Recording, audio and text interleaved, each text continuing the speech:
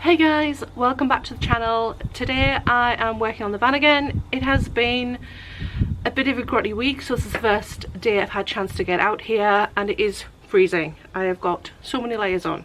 I have 2 pairs of trousers. I think I'll be nipping in and out of the house to warm up throughout today. Today's task that I really want to get done is my sound deadening. I have a small van with small panels, so it's not as big a deal as, say, a larger van which has big flat panels on the sides.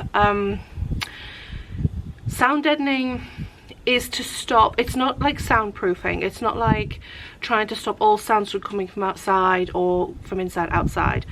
Sound deadening is to stop the vibrations of the panels as you are driving from making that kind of rumble kind of noise as they gently vibrate.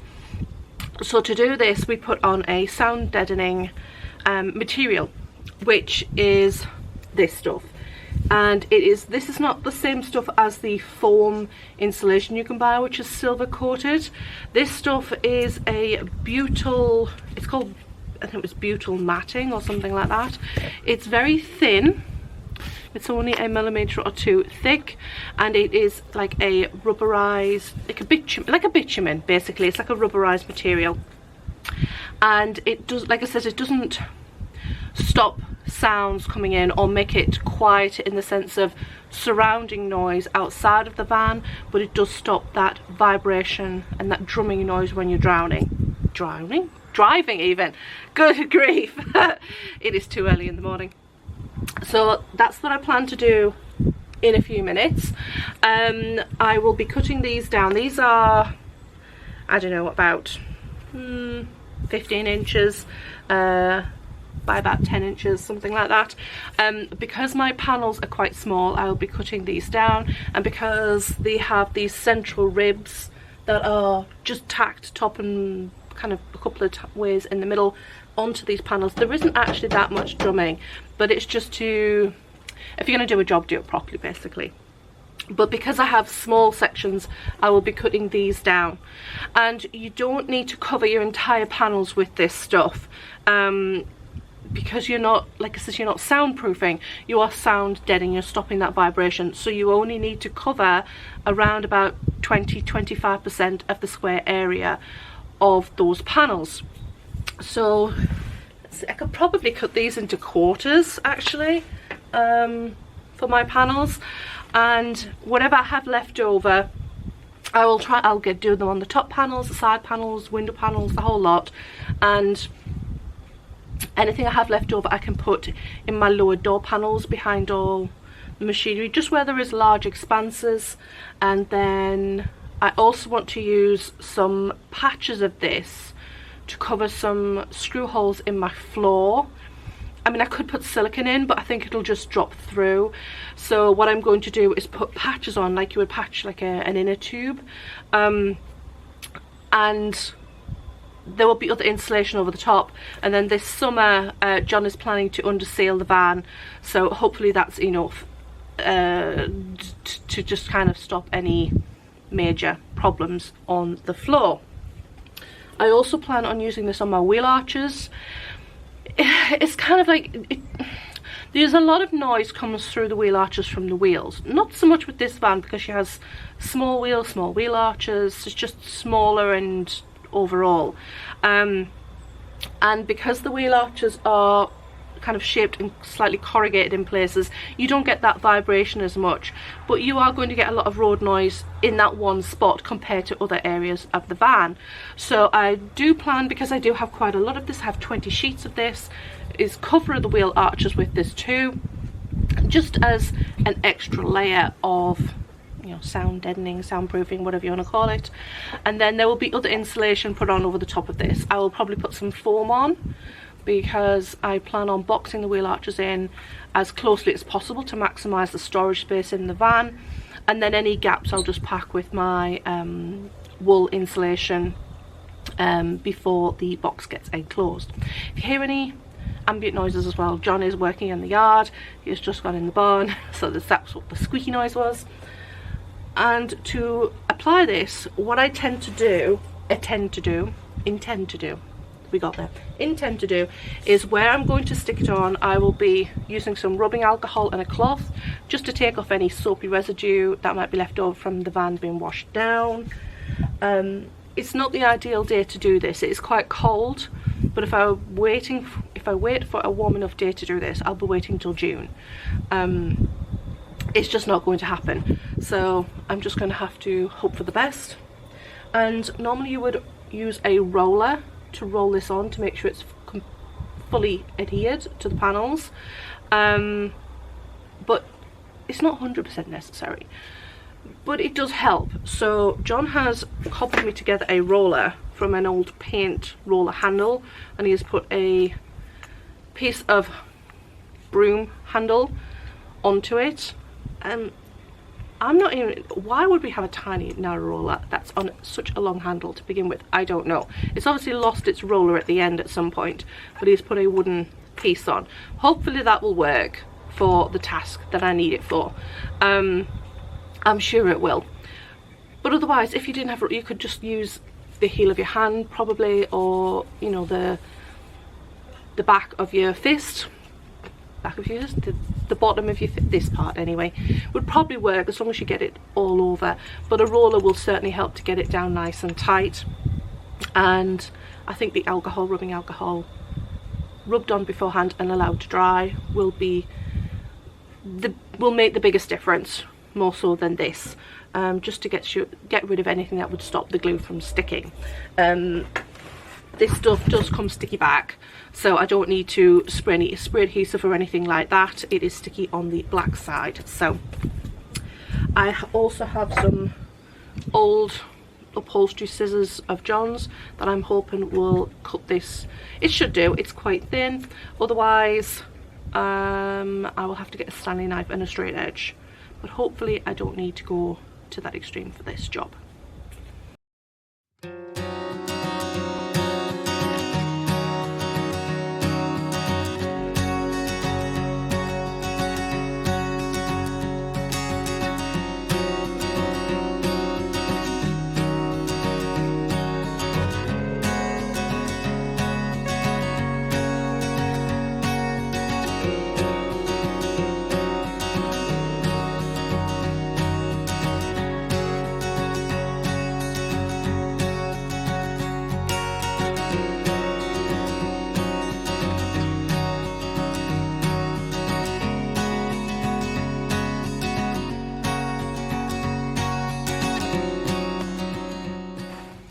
I've briefly closed the door, so it's very dark in here, but I wanted to compare the door panels that I've put that on compared to the ones that I haven't.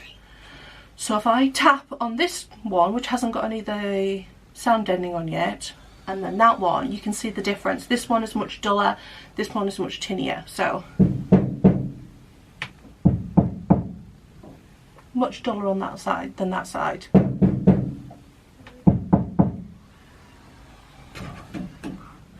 John's making quite a noise out there with the drill, so I'm having to do this in between whatever he's doing.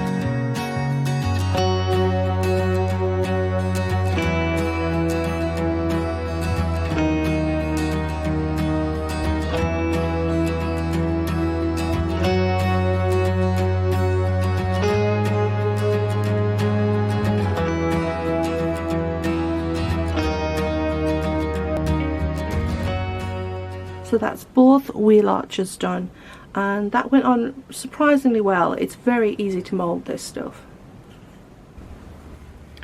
So that all went on really easily. This stuff's really sticky, so when it's in place it's kind of, well, it's not permanently in place, but it's a bit tricky to get back off, so you just got to be sure you've got it where you want it. But it moulds really well around the wheel arches, which was good. The roller worked really well. This stuff, when it has quite sharp edges from the foil, and I'm not wearing gloves, so I just kind of carefully placed it on in the center with my hand and then used the roller to get it all, you know, really press it on and get all those edges down. Stuck really well. The long arm was a bit awkward when doing the wheel arches, so I was kind of having to use two hands, but to get inside the awkward spots in the door, the lower door panels, the long stick on this worked really quite well to my advantage, and it cut really easily with the scissors, which was good.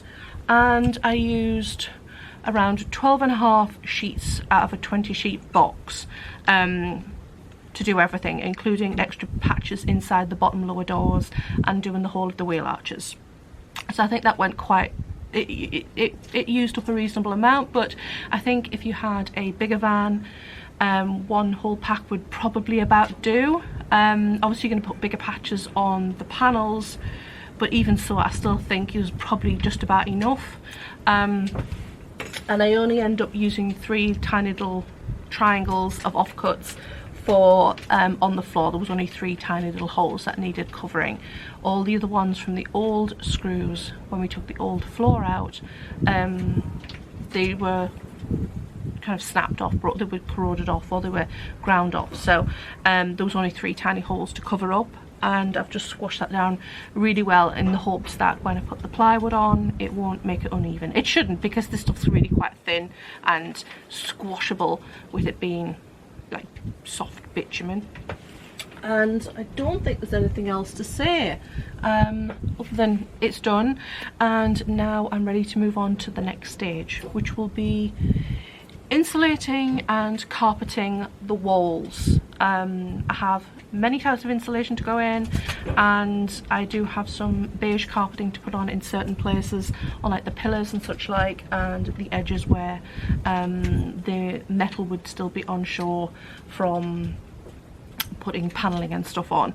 I'm not planning on having a lot of carpet exposed, although I'm sure there will be around, sort of like around the, you can't see on the camera, but the edges of the door and such like, but I'm going to try and keep it to a minimum. But that will be in the next video. So I shall see you in the next video. Thank you for watching. Bye bye.